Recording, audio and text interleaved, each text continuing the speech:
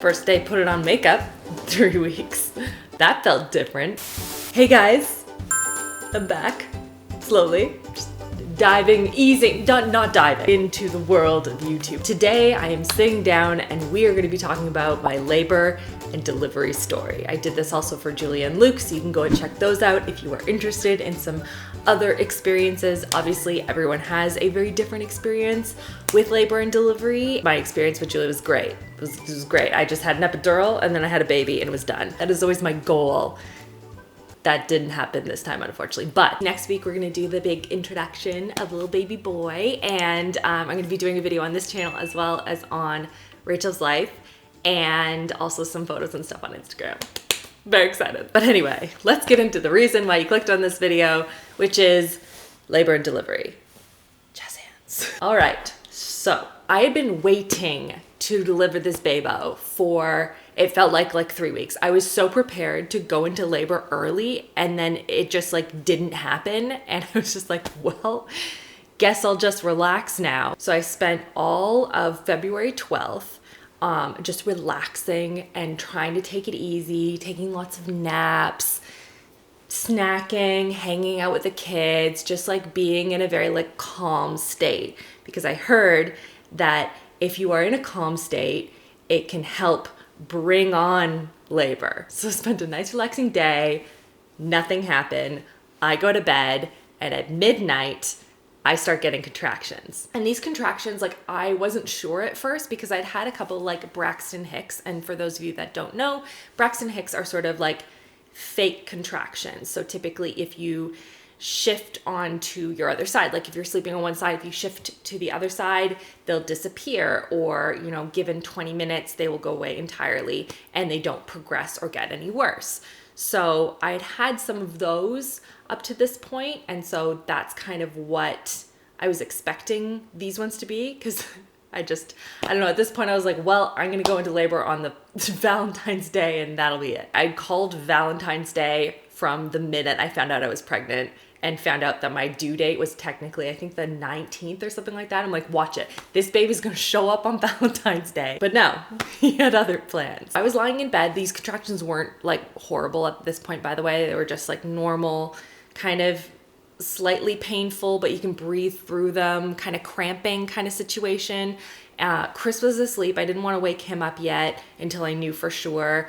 The kids were asleep. My dad was on standby because my parents live not that far from us, so they were going to come in and watch the kids should I go into labor overnight. So I was lying down in bed and sort of monitoring the contractions and the amount of time between them, and it was a little bit sporadic, but it seemed to be progressing quite quickly. My doctor had told me when they start getting about 5 minutes apart or super, super painful, come into the hospital. And so I was getting 11 minutes between contractions, and then 6 minutes, and then 2 minutes, and then 4 minutes, and then 3 minutes. And so I wasn't sure at this point, was this just progressing really, really fast? Was it all gonna suddenly be 1 minute and I was gonna have a baby in a car? And my doctor also told me that the first baby usually takes their time. The second baby just makes a fast and furious entrance. And number 3 is a wild card. You don't know what's gonna happen with that one, which is super great for someone who likes to plan everything. So at this point, it's 1:30, 2 o'clock in the morning. I had called my dad, woken up Chris. I was just kind of, again, monitoring everything. Chris was gathering all the bags, getting them to the front door, so we were prepared. When I gets there, Chris and I go to the hospital. We have all our bags. We have the car seat. We have all that. So by the way, I will be doing on RachhLoves Life a full video showing you guys what I packed in my bag and what I regret not packing. There were some things that I just didn't pack. I was like, third baby, this will be fine. And then I really missed having those things. So arrive at the hospital. We get there. We are being put into the little ward area where they monitor you. They put a special monitor on me over my belly to monitor the contractions as well as baby's heartbeat. And I have a little clicker thing that I am supposed to click every time I feel baby move. So at this point, he's just chilling. He has spent all of his energy from midnight to 2, kicking me in the ribs, really hurting all of the little muscles down here, stretching up against the cervix, really making it just a treat. And then we get to the hospital and he's bumbling around, but like not that much. And I'm at this point, the nurse is like, I need to see some like progression in movements before I can like, you know, get you in there and get you that epidural that you so wish to have. So the only way I could get him to move around is I had to have Chris just talk nonsense to my stomach, because that's the only way he was like moving around, is hearing Chris's voice, which is adorable. So I'd be clicking the button, I would be feeling the contractions and stuff like that. And then they check my cervix, and apparently, and again, I am not a doctor, I am not a nurse, my understanding of it was baby's head's here, the opening of the cervix is back here, and it's supposed to be up here in order for like baby to come out, essentially. So like you're about like 2 centimeters dilated, but it's like way back there. And so like I can't get you a room and also give you epidural until I know that that's kind of shifted forward in case it's like false labor or something like that. So you have to like go and walk around. Now this is bringing me back to my labor story with Luke, where I tried to walk around, had to sit on the hospital floor because I felt so sick, and then like 30 minutes later had a baby. I think what had happened was probably something very similar to this baby, in that it was probably back here and then it just like came up here and then just like opened and out came baby. So TMI? Probably not, because it is a labor and delivery story. There's going to be a lot of TMI. And I was also hesitating because I was told that the anesthetist would not be around to provide the epidural because they were going into a surgery for the next hour. So I was like, this baby cannot come out of me right now. So at this point, I am feeling very apprehensive about being told to go and like walk around the hospital because I didn't want the same thing to happen again. But I did it in stages. I would sit down and I would watch some Friends, and then I would go and like walk around with Chris for a bit, and then I'd come back and watch some Friends, and I'd kind of do that back and forth for what felt like eons, like forever. I kept hearing other moms have their babies, and it kept bringing me back to the Friends episode where Rachel was sitting down there and just like people just kept coming in and out and having their kids, and she's like, where's my baby? That's how I felt. I was Rachel Green. I am Rachel Green. Now at this point, it's been a couple of hours. I am also getting hungry, and this has never happened before. I've never been hungry in labor before. Typically, is my understanding is that doesn't happen, but I was starving and feeling lightheaded, so I kept being given like banana popsicles because it's all you can have. You're not supposed to have like actual food in labor, so I kept having a ton of those and walking around and coming back, and it was like, what, 5 in the morning at this point? I lost track at this point. I'd just been walking around a ton because it had been well past an hour, and I was like, okay, let's get this moving. Also, the contractions are starting to feel a lot more painful, especially I find in my lower back. That was happening a lot with Luke as well. And so Chris would apply like just counter pressure on the lower back when I was walking around, and that helped to alleviate a lot of the pain. So at this point, the nurse wants to check how far along I've progressed, which at this point it is at, I think I was at 4 centimeters dilated, and the opening, I guess, of the cervix had shifted down. So I was like, oh my goodness, now I get to go into a room, I get to have the epidural. I'm very excited at this point. So I get into the room, I get all taped up for the epidural. I guess I should go through a little bit about the epidural itself and like what it feels like. Basically, the epidural, it basically numbs you from basically the ribs down. You can still feel what's going on, but there's no pain. It's just a lot of pressure is the best way that I can describe it. Like I still have this sensation. I can still feel things happening. But I would check with Chris or the nurse and I'd be like, oh, was that like a pretty big contraction? Because they're obviously monitoring me again with the contraction belt and baby's heartbeat belt as well. And they're like, yeah, you did just have one. So like I can feel and I can sense what's going on. So basically I'm sitting on the delivery bed in the room and I'm holding onto a pillow and sort of like tipped over like this. I know that you feel a bee sting of when it's like numbing the area, and then they put it in, they tape you all up, and then you lie down and you wait for it to kind of take effect. which wasn't too long for me, which was great. And I was at this point much more relaxed. I had some semblance of understanding what was going to happen now. They would check my blood pressure. They would check my heartbeat. They would check a whole bunch of different things every 15 minutes to half an hour or so, and just constantly monitoring baby, obviously, as well as the contractions. And then every so often they'd just come in and check how far along I was. At one point it was like 7 centimeters, I think, by 11:30, and then at noon it was 9 or 10 centimeters. So they were just waiting on the doctor to arrive. And this is when I found out that the doctor that was on call was the same doctor that I saw for my miscarriage in October of 2018, which I was not prepared for. And that was an interesting experience for me to try and wrap my head around. I leaned a lot on Chris for that and sort of blacked it out of my brain a bit because that was the only way I could sort of continue through what I was doing and not panic. Because even as it is, like, going back to the same hospital was tough.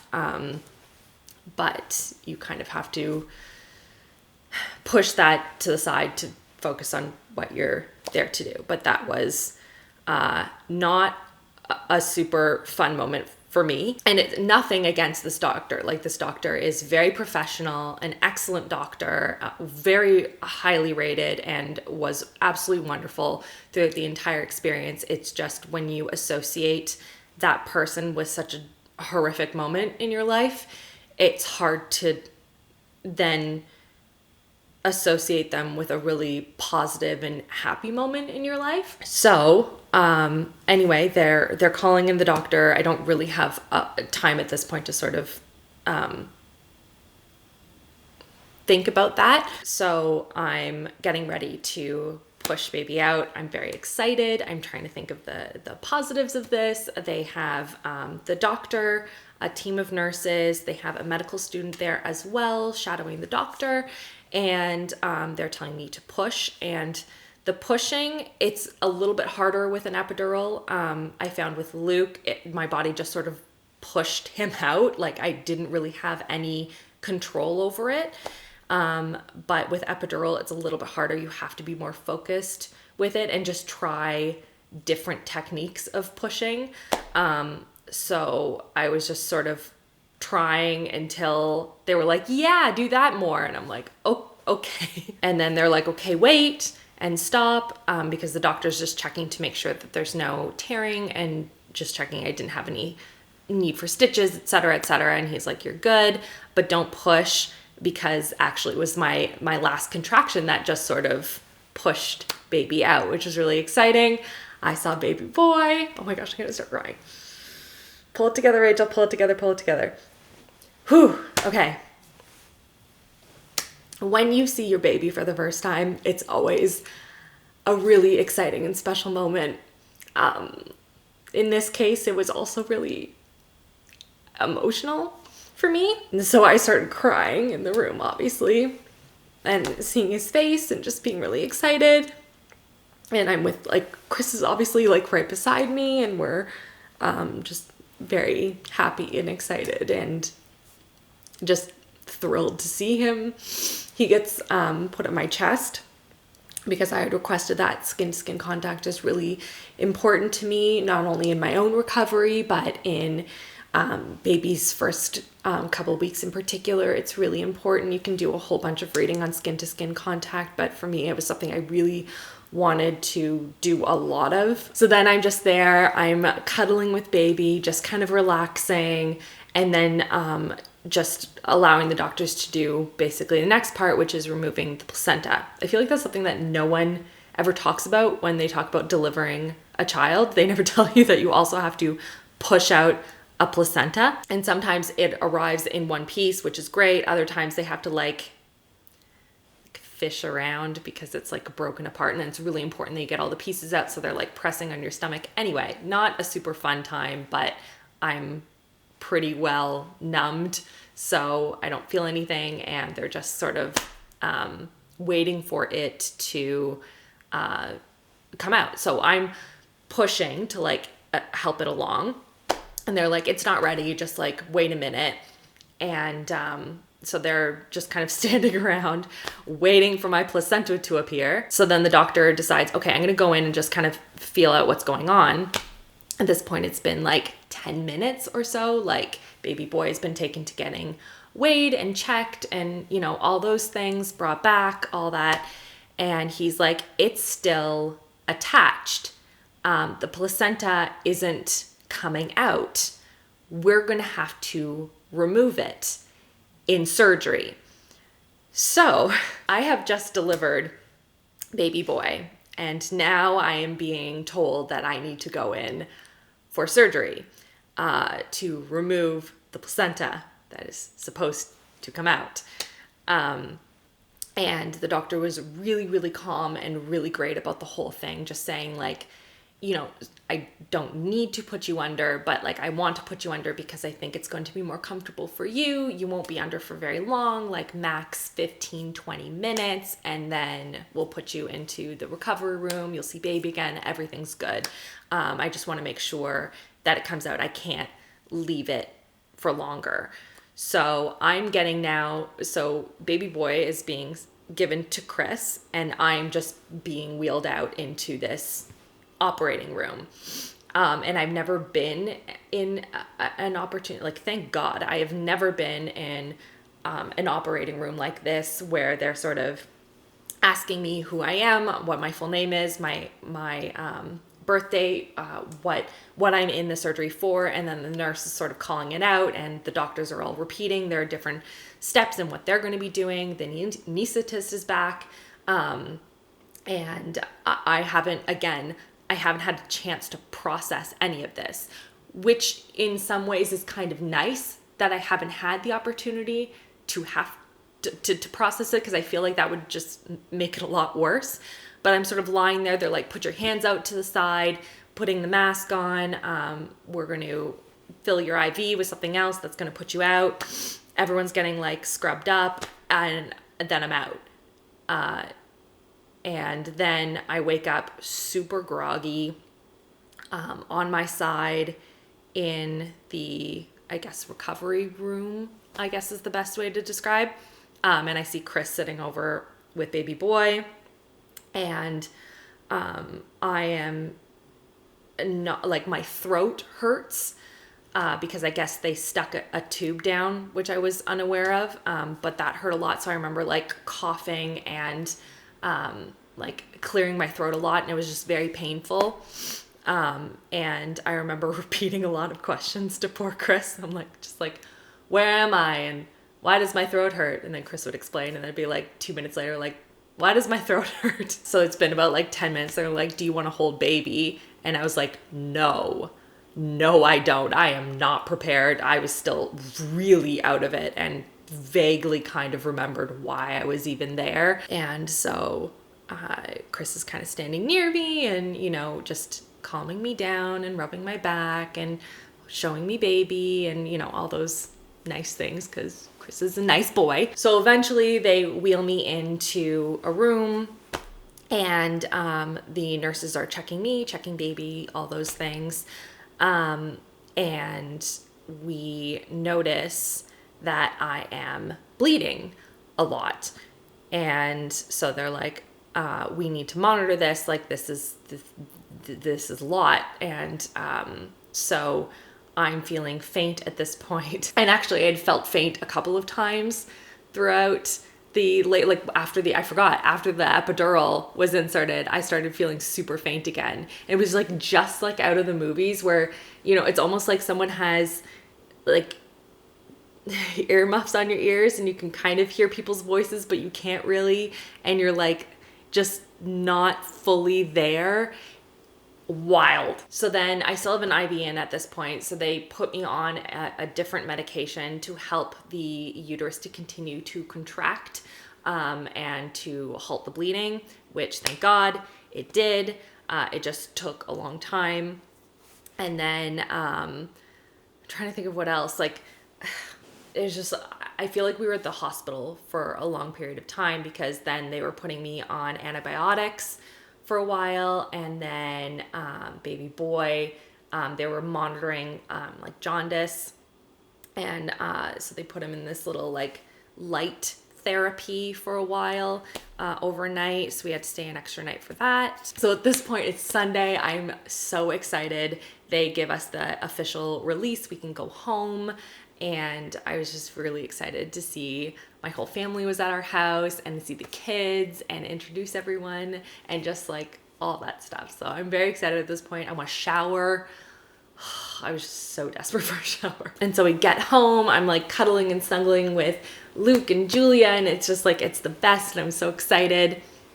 And then that night, I start to feel a lot of pain when I was nursing. So one thing that's really, really normal is feeling contractions of your uterus when you, in particular during nursing, and that's perfectly normal, like uterus sort of contracting back to its normal shape and location and all that stuff. But I felt pain much lower, and more in like, what I later learned was like the right quadrant. Lower right quadrant, and it was getting pretty painful, and it wasn't going away the way the contractions would go away. Like I know what that felt like, and this was like a different kind of pain, and I didn't know what it was. And so I'm sort of monitoring, and it's not like there's no position I can be in. Nothing was helping it going away. So it's like 1:00 in the morning. I wake up Chris, and I'm like, I am in a lot of pain right now, and I don't know what to do. We decide to go to the ER, and that's because I started like shaking a lot, like all of my muscles and everything all over were just like shaking. Yeah, like that's the best way I can describe it. And this had happened as well. Like I feel like I keep missing things in the labor story, but like I've been shaking a lot in the course of labor. So maybe it's the way that my body is handling the stress and what had just gone on. But I remember having a lot of like heated blankets being put on me. My dad comes back to watch the kids. That wasn't a fun conversation. I'm really sorry, Dad. Poor Dad, who's terrified. We go to the ER. We bring baby boy with us in case I need to nurse or anything like that. I finally see the doctor that was there, and they were like, okay, well, we should probably like ultrasound it just to make sure. But if you're not in excruciating pain, which at that point I wasn't, like it had been really, really painful, and then it wasn't painful, though I was really nervous to nurse. So he's like, if it's not intense pain, take your Tylenols and Advils and go home. We'll set up an ultrasound for the morning. Obviously, if you experience more pain, like come back. And we had to be back at the hospital anyway, because we had to have another blood test for the jaundice, just to make sure it had fully cleared. So we went back home and then went back to the hospital again the next morning. And we got cleared for jaundice. I went in for my ultrasound, and then I had to go back in through the ER to get the results of the ultrasound. I don't know why, but that's what we had to do. And we were waiting for hours and hours and hours. They were so incredible in the ER, like looking for the results, actively seeking them out, talking to the people in that particular department. Like it was just awesome. And I have to thank everyone who was treating us and taking care of us. And I have so much respect for everyone in the healthcare field. It's just, I can't imagine how stressful and hard that is. And we were so well taken care of. So anyway, that had to be said because I felt so much better from that. They were worried about that it was like an appendix issue or something like that. And they checked the placenta area. Everything seemed to be clear and good, because I was worried that it was an infection as well, because my sister, for those of you that don't know, we actually did a whole video on her labor and delivery story on my RachhLoves Life channel, because she had a lot of like blood clot issues and infection issues. So I was extra sensitive to that, but it seemed to be completely fine. No infections, no nothing going on. And so what we kind of figured out that what it was is that when I got home, I immediately picked up Luke after giving birth and just saying, please take it easy because muscles are all, you know, crazy and all over the place, and probably shouldn't be picking up heavy things or humans. And I did it again later and was like in a lot of pain from that. And I was like, I should probably sit down and not do that again. And so that I think is what it was, but it was still pretty scary and didn't love any of that. But yes, we are home, we are healthy, we are happy. There are a lot of things going on that I'm excited to update you guys on. There's been a ton of appointments for our little one. So that's why it's taking me a little bit longer to get back into things. But I'm excited to get back into the thing that I love. I love filming with you guys. So thank you so much for watching this. Thank you so much for subscribing, for checking out these videos in case you have missed them. And that's everything. I hope you guys are having an awesome, awesome week. Thank you so much for watching, and I'll see you guys all in my next video. Love you all. Mwah!